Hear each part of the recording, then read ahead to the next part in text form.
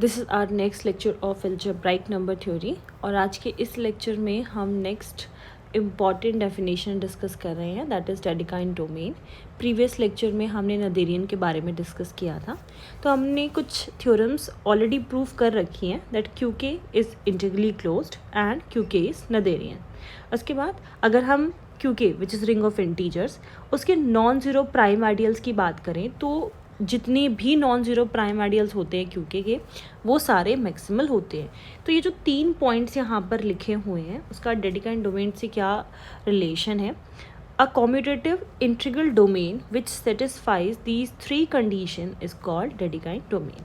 तो ये जो तीनों पॉइंट्स हैं जिसके बारे में हम पहले अपने प्रीवियस लेक्चर्स में डिस्कस कर चुके हैं ऑलरेडी, इनको प्रूव किया है हमने। तो अगर कोई भी कॉम्यूटेटिव इंटीग्रल डोमेन कोई भी इंटीग्रल डोमेन जो कॉम्यूटेटिव है, ठीक है, वो अगर इन तीनों पॉइंट्स को सेटिस्फाई करता है तो हम बोलेंगे कि वो डेडिकाइन डोमेन है। अब जो क्यू के होता है वो भी एक डेडिकाइन डोमेन होता है। अब इसी डेफिनेशन से रिलेटेड हमारे पास कुछ एक्सरसाइज के क्वेश्चंस हैं जिनको हम डिस्कस करेंगे। इसमें से फर्स्ट क्वेश्चन है, show that any P I D principal ideal domain is a Dedekind domain. यहाँ से तो हमें एक रिजल्ट मिल गया कि जो हमारा क्यूके होता है वो भी एक डेडिकाइन डोमेन ही होता है। अब हमें ये प्रूफ करना है कि कोई भी अगर हम प्रिंसिपल आइडियल डोमेन ले लेते हैं तो वो भी एक डेडिकाइन डोमेन होगा। तो उसके लिए हमने लेट कर लिया कि आर पी आई डी है, प्रिंसिपल आइडियल डोमेन है। So R is Noetherian since every ideal is finitely generated. अगर आइडियल आर जो है वो नदेरियन है तो उसके जितने भी आइडियल्स होंगे वो सारे फाइनाइटली जनरेटेड होंगे। और if R is P I D then this implies it is a unique factorisation domain and every unique factorisation domain is integrally closed. U F D का जो यहाँ पे डेफिनेशन हमने यूज़ किया है तो इसके लेक्चर्स आप देख सकते हो। वहाँ पे हमारे पास क्या शॉर्टकट था, फे पू आई डी। इससे हम कैसे रिजल्ट कंक्लूड करते थे कि जो फील्ड है, F stands for field, field contain होता है हमारा यूक्लिड डोमेन में। यहाँ पे E is Euclid domain and then this is contained in P which is principal ideal domain and this whole is contained in U that is unique factorisation domain and I D stands for integral domain. तो ये पूरा integral domain में यहाँ पे stand करता है। तो यहाँ से हम क्या रिजल्ट निकाल रहे हैं कि अगर आर पी आई डी है तो P I D, this whole P I D किस में कंटेन होता है, ये यू एफ डी में। तो यहाँ से हम क्या रिजल्ट बता सकते हैं, अगर आर पी आई डी है तो आर यू एफ डी भी होगा, यूनिक फैक्टराइजेशन डोमेन भी होगा। And every unique factorisation domain क्या होते हैं, इंटीग्रली क्लोज होते हैं। ये भी हम डिस्कस कर चुके हैं। तो इन शॉर्ट फिर हम क्या बोल सकते हैं कि आर क्या हो गया, इंटीग्रली क्लोज्ड हो गया। तो ये आप याद रखिए, काफ़ी इंपॉर्टेंट रिजल्ट है। So now let P is non zero and ये एक प्राइम आइडियल है। हम प्राइम आइडियल का यूज़ क्यों कर रहे हैं, क्योंकि यहाँ पे प्रिंसिपल आइडियल डोमेन की बात हो रही है। अगर हमारा आइडियल सिंगल एलिमेंट से जनरेट हो जाता है तो जितने भी आइडियल्स हैं अगर वो सिंगल एलिमेंट से जनरेट हो जाते हैं तो हम इसको प्रिंसिपल आइडियल डोमेन बोलते हैं। तो हमने एक प्राइम आइडियल ले लिया पी एंड वो नॉन ज़ीरो है। हमने एक एक्स ले लिया जो पी में कंटेन्ड है, पी एक्स में कंटेन्ड है, then P belongs to X. अगर इसमें कंटेन है तो हम बोल सकते हैं कि पी जो है वो एक्स आइडियल में कंटेन है। ये आइडियल शो करने का तरीका है। So P is equals to X Y for some Y belongs to R. P जो है वो एक्स वाई टाइप का एलिमेंट है। अगर पी इसमें कंटेन है, देखो इस चीज़ को समझो, ये जो इन्होंने पैरेंथेसिस, इसको आप ऐसे लिख सकते हो, ये हमारे आइडियल है, ठीक है, इस तरीके से।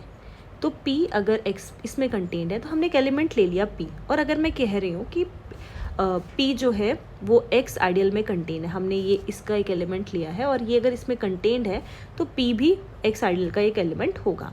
अब ये X आइडियल का मतलब क्या है कि X आइडियल सारे एलिमेंट्स को जनरेट कर रहा है with the help of x. तो यहाँ पर ये एक्स वाई एलिमेंट है तो ये इस आइडियल का एलिमेंट है। तो अगर P एक्स आइडियल में बिलोंग कर रहा है तो P की जो फॉर्म होगी वो एक्स वाई टाइप की होगी, जहाँ पर Y जो है वो R से बिलोंग कर रहा है। दस हम क्या कह सकते हैं कि फिर एक्स वाई P में बिलोंग करेगा, क्योंकि हमने जो ये P लिया था वो तो हमारा प्राइम आइडियल P का ही एलिमेंट था। और क्योंकि P खुद X आइडियल में कंटेन था इसलिए हम बोल रहे थे कि P X आइडियल का एलिमेंट है. So XY belongs to ideal P. So X belongs to P और Y बिलोंग्स टू, ये हमारी डेफिनेशन होती है प्राइम आइडियल्स की. उसके अकॉर्डिंगली अगर हम दो एलिमेंट्स का प्रोडक्ट दिखा रहे हैं कि XY P में बिलोंग कर रहा है तो या तो फिर X P में बिलोंग करता है या फिर Y, दोनों साथ में बिलोंग नहीं करते. Either of them will belongs to the prime ideal.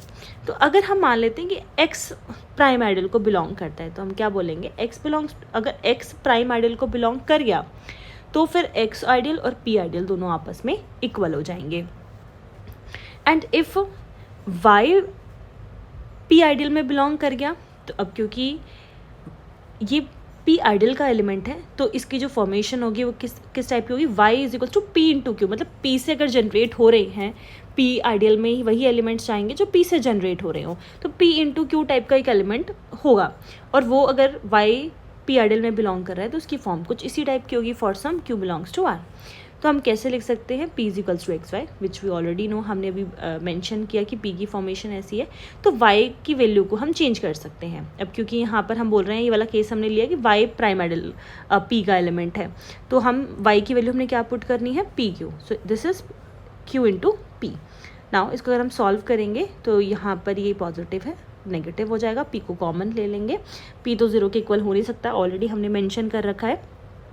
तो ये जो ब्रैकेट में लिखा हुआ है ये हमारा 0 के इक्वल हो जाएगा और यहाँ से हमें XQ की वैल्यू क्या मिल रही है, 1. अब XQ है किसका एलिमेंट, ये एक ऐसा एलिमेंट है जो X से जनरेट हो रहा है. दैट मीन्स कि X आइडियल का एलिमेंट है. अब ये तो 1 के इक्वल है, इसका मतलब 1 X आइडियल का एलिमेंट है और ये हमारा R के इक्वल हो जाएगा.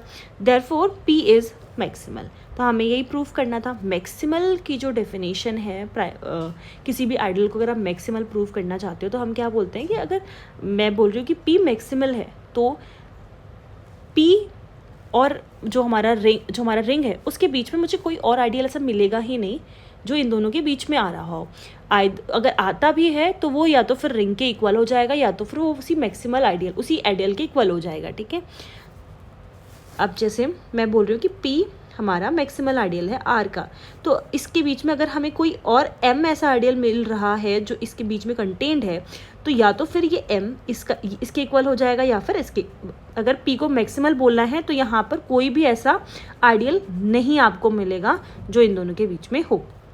ये चीज़ हमें प्रूव करनी होती है. तो यहाँ पर अगर हम दिखा भी रहे थे कि X जो है वो ऐसा आइडियल है जो इन दोनों के बीच में कंटेन कर रहा है, तो हमने क्या दिखा दिया कि X आइडियल जो है वो कोई और नहीं है, R के इक्वल ही है. तो देयरफॉर जो P है वो हमारा मैक्सिमल हो जाएगा, दस R जो है वो एक डेडिकाइन डोमेन हो जाएगा. तो डेडिकाइन डोमेन प्रूव करने के लिए जो हम इसकी सारी हमने भी पॉइंट डिस्कस किए, 3 पॉइंट्स डिस्कस किए कि वो इंटीग्रली क्लोज्ड होना चाहिए और नोथेरियन होना चाहिए और उसके जितने भी नॉन जीरो प्राइम आइडियल्स हैं वो मैक्सिमल होने चाहिए. जैसे हम तीनों पॉइंट्स को प्रूव करेंगे तो कोई भी डोमेन जो है वो डेडिकाइन डोमेन हो जाएगा. नेक्स्ट एक्सरसाइज का क्वेश्चन है, show that Z√-5 is a Dedekind domain but not PID. So ये डेडिकाइन डोमेन तो है बट ये PID नहीं है, प्रिंसिपल आइडियल डोमेन नहीं है. तो यहाँ इसका हमने एक एलिमेंट ले लिया, इस डोमेन का हमने एक एलिमेंट ले लिया which is A + B√-5 type का. यहाँ से हमें इसी टाइप के एलिमेंट हम मिलेंगे और अगर मैं इसके नॉर्म की बात करूँ तो वो कुछ इस टाइप का होगा.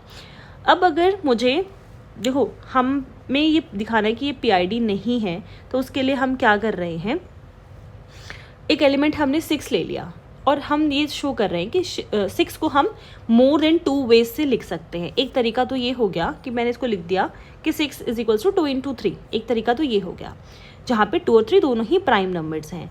अब एक और तरीका है 6 को लिखने का, वो ये है 1 + √-5 एंड 1 - √5 और दोनों ही Z√-5 के एलिमेंट्स हैं. और इसको अगर हम इसका प्रोडक्ट करेंगे तो still I will get 6. We can easily show that this and this both are irreducible. और ये दोनों एलिमेंट्स कैसे हैं, आगे फर्दर इररिड्यूसिबल है. अगैन हम 2 और 3 को भी आगे फर्दर रिड्यूस नहीं कर सकते.